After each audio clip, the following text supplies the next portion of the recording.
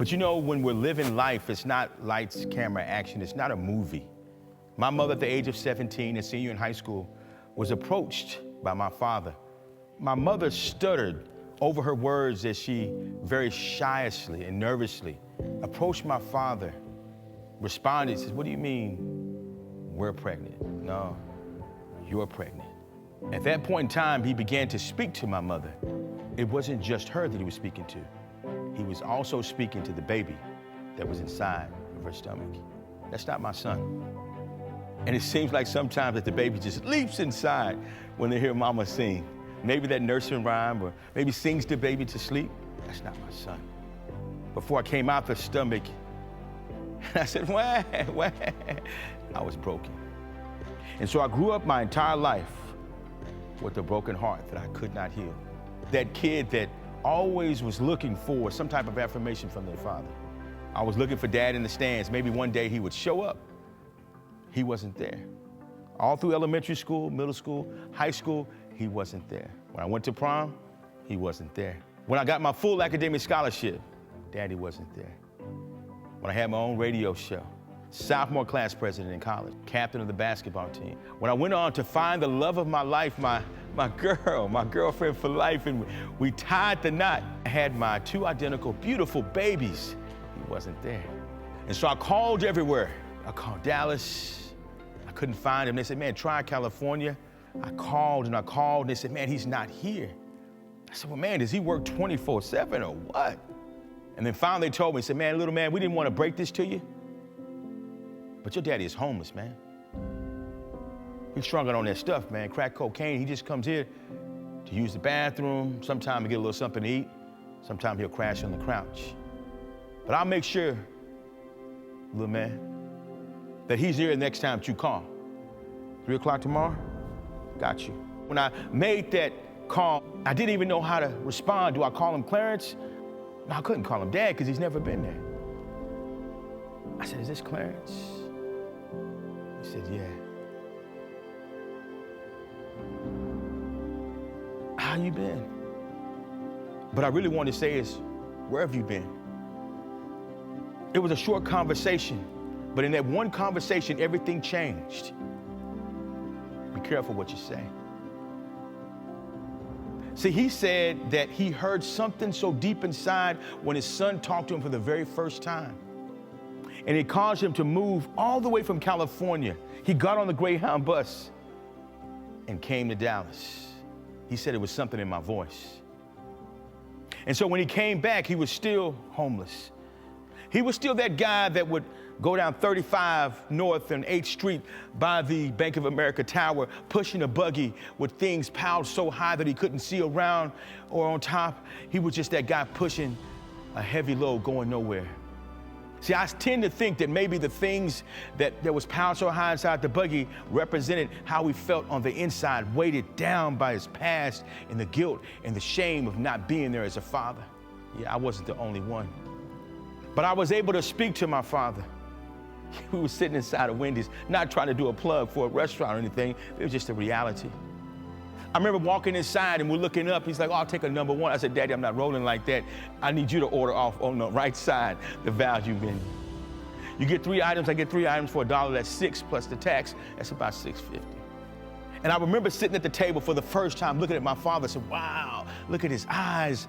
Look at his hands." And then he would look up and I would go down to eating 1 fry. I ate 1 French fry for 30 minutes. Can you believe it? See, I was studying my father. Every time his head went down, my head went up, and I was just studying him. Wow, I look just like him. Oh my goodness, that's my daddy. And he liked a chocolate shake. Oh, Dad liked a chocolate shake. And he asked me this one question. He said, "Son," I said, "Yeah." He says, "Why don't you hate me?" I said, "Hate you?" I said, "Dad, I forgave you a long time ago." He said, "What?" "Yeah, I forgave you a long time ago." See, I figured something out, man. As long as I hated my father, as long as I didn't forgive my father, and you know what unforgiveness becomes when you let it just go on and on. It becomes things like hatred and bitterness, just like popcorn kernels inside of a microwave, it never stays the same. And I'm telling you, the hatred I had in my heart for my father, it was killing me. Yeah. So I let it go.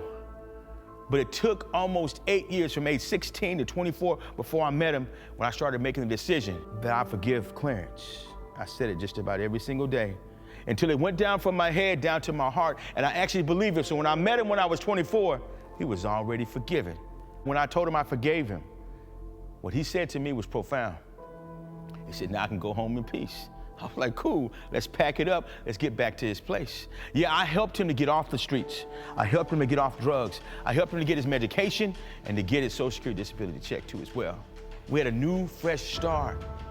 And then I got this wonderful job in Hawaii as a basketball coach, and then I became an athletic director, coached everything under the sun. My baby was there, my wife, my two beautiful girls, my twins. Yeah.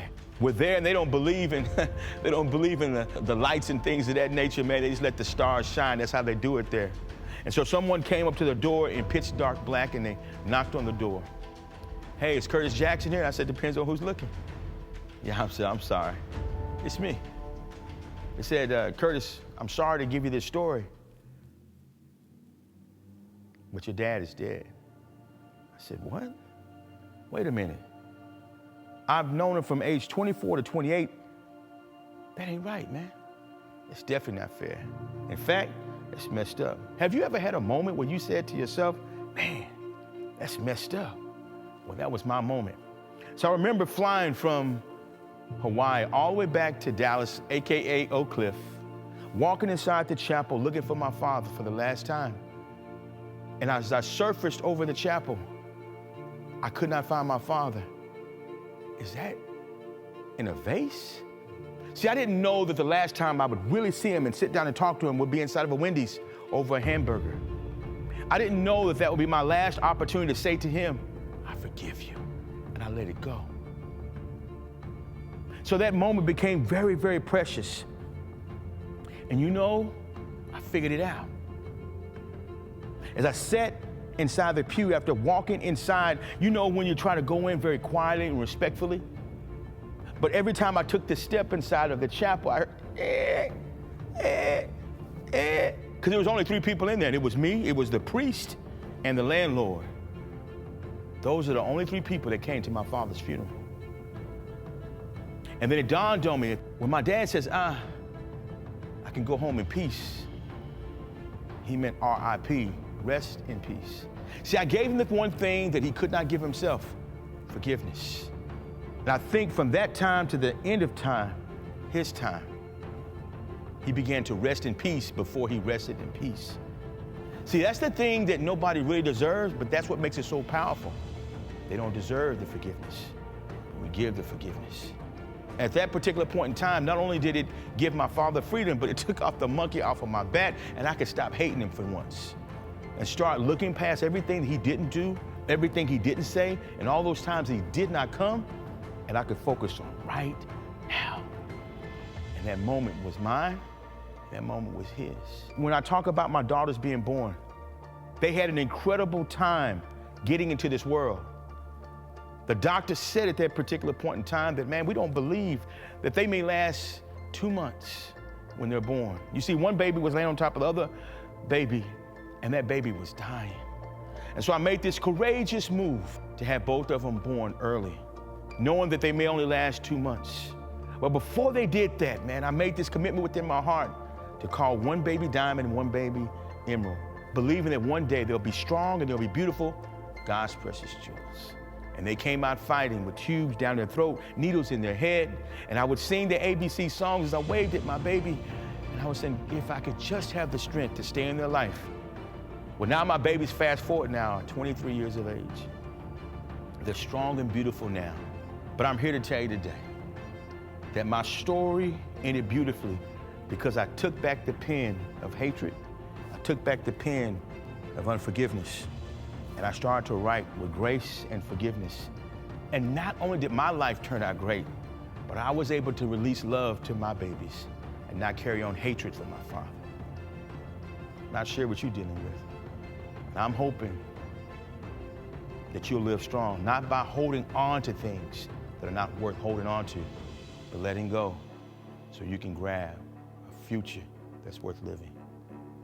My name's Curtis Action Jackson. Thank you for listening to my story.